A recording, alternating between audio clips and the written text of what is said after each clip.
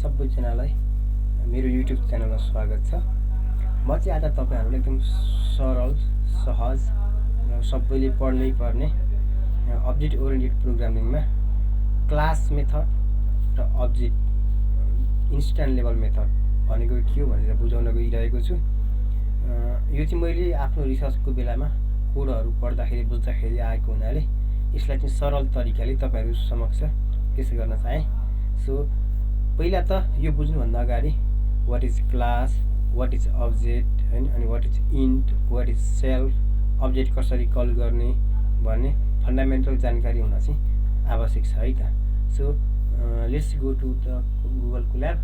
यहाँ चाहिँ म तपाईहरुलाई एकदम सजिलो तरिकाले what is object and what is class बुझिसकेपछि यो क्लास मेथड र इन्स्ट्यान्ट मेथड के हो र पछि स्ट्याटिक मेथड के हो भनेर बुझाउन गइरहेको छु है त। यसको लागि मैले चाहिँ एकदम रिलेट हुने खालको एउटा एक्जाम्पल, हामी चाहिँ 3 जना एम्बसका 3 जना साथीहरु कन्टिन्युअर लर्निङमा रिसर्च गरिरहेको छौं है, सुमन, विश्व र Rupesh.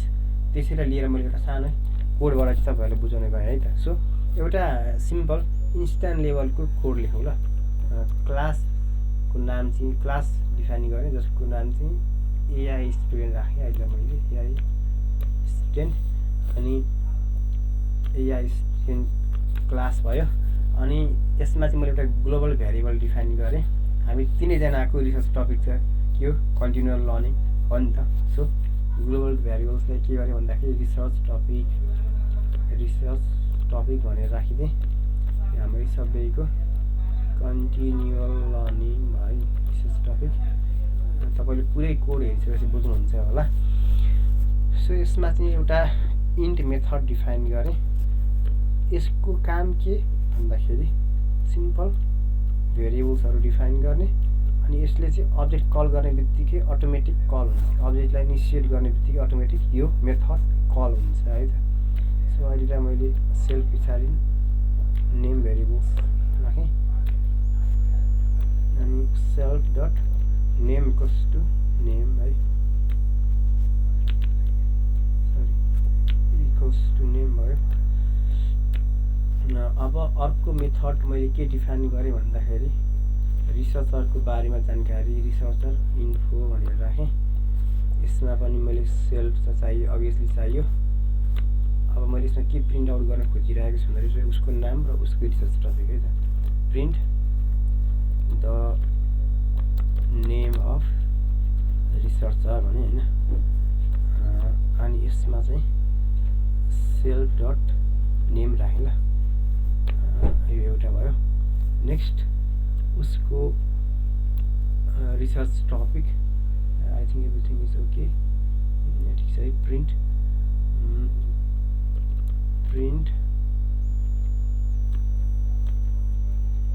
The name of research topic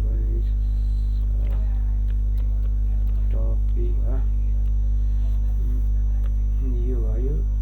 यसमा चाहिँ मैले के राखेँ भन्दाखेरि यहाँ हेर्नु है, अब यहाँ हामीले ग्लोबल भेरिएबल्स राख्दाखेरि यहाँ विचार गर्नु पर्यो, सिधै क्लासको नेम राख्छौँ है। यो चाहिँ एकदम विचार गर्नुपर्ने कुरा भयो। एआई स्टुडेन्ट डट हाम्रो रिसर्च टपिक के हो, आरइएस रिसर्च टपिक भनेको हाम्रो ग्लोबल भेरिएबल्स भयो। यहाँनिर मैले माथिल्लोमा एउटा सानो गल्ती यस्तो हुनुपर्छ है। अब तल्लोमा पनि सेम एरर, रन गरे के भनिरहेछ भन्दाखेरि कन्टिन्युअर लर्निङ यता ओके, यसमा एरर छ। यो भयो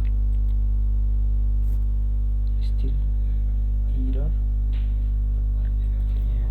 अर्को एरर न आई थिंक दिस वर्क। अब यसलाई मैले कल गरौँ है त। यस इक्वल्स टु क्लास कल गरेँ एआई स्टुडेन्ट। मैले यसमा इनपुट के दिनु पर्यो, नाम दिनु पर्यो हैन। नाम मैले कसको राखेँ फर्स्टमा, आफ्नै सुमन राखेँ। अब मेथड कल गरेँ। कुन मेथड? रिसर्चर रिसर्चर इन्फो भन्ने मेथड कल गरेँ। यसले के दिन्छ भन्दाखेरि मेरो नाम दियो अनि मेरो रिसर्च टपिक दियो होइन। ठिक छ, यहाँसम्म ठिक छ है। अब म नेक्स्टमा कहाँ जान्छु भन्दाखेरि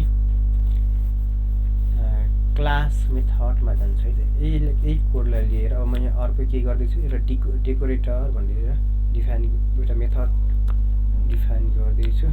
यो डेकोरेटर भनेको चाहिँ एउटा फाल्टै एउटा कन्सेप्ट छ, यो सजिलो छ। म नेक्स्ट भिडियोमा यसलाई एक्सप्लेन गर्ने नै छु है त। सो यस एउटा मैले के गरेँ, क्लास मेथड भने डेकोरेटर डिफाइन गरेँ। अनि यो भित्र चाहिँ मैले के गरेँ भन्दाखेरि चेन्ज एउटा मेथड डिफाइन गरेँ, चेन्ज टपिक भनेर सिम्पल। अब यहाँ हेर्ने मैले यहाँ सेल्फ गरिरहेको छैन, सिएलएस गरिरहेको छ है। यो चाहिँ केमा, क्लास मेथडमा हामीले सिएलएसले पोइन्ट गर्छौँ के। अनि न्यू टपिक चाहिँ प्यारामिटर्स हालेँ। अब सिएलएस क्लासको सेल्फको ठाउँमा सिएलएस डट मेरो रिसर्च टपिक छैन माथिको ग्लोबल भ्यारिएबल रिसर्च टपिक कसले के गर्नु पर्यो यहाँ मैले भन्दाखेरि न्यू टपिक चाहियो होइन। न्यू टपिक यहाँसम्म ठिक छ। अब मैले यो मेथडलाई है, यो डेकोरेटरवाला मेथडलाई चाहिँ कल गर्न गइरहेको छु। एकदम सजिलो छ। student डट चेन्ज टपिक है। अलिक चेन्ज टपिकमा मैले के राखेँ, एडभान्स्ड फ्लो म्याचिङ राखेँ।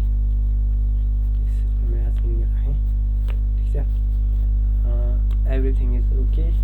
सो अब यहाँ फेरि मैले सबै ठिक छ ल। यसमा हेरौँ त के आउँछ। अब नेम चेन्ज भयो नि होइन, एडभान्स फ्लो म्याचिङ आयो। यहाँ के आएको थियो, कन्टिन्युअल लर्निङ आएको थियो। सो एक लाइनमा हेर्ने भने त के भयो भन्दाखेरि यसले जस्ट यो इन्स्ट्यान्ट लेभल भेरिएबल्सले इन्स्ट्यान्टको भेरिएबललाई चेन्ज गर्थ्यो। इन्स्ट्यान्ट मेथडले के गर्थ्यो, यो भित्रको भ्यालुहरूलाई चेन्ज गर्थ्यो। तर क्लास मेथड यो क्लास मेथडले होल भनेको ग्लोबल भेरिएबललाई चेन्ज गरिदिएको छ है। अब आई होप थोरै बहुत मैले तपाईँहरूलाई बुझाउन सकेँ होला। केही क्वेसनहरू छ भने सोध्न सक्नुहुन्छ, अथवा मैले भन्ने क्रममा केही कुराहरू यताउता थोरै प्रोनाउन्सिएसनमा गलत छ भने त्यो पनि मलाई कमेन्ट गरिदिनु होला है त। Thank you.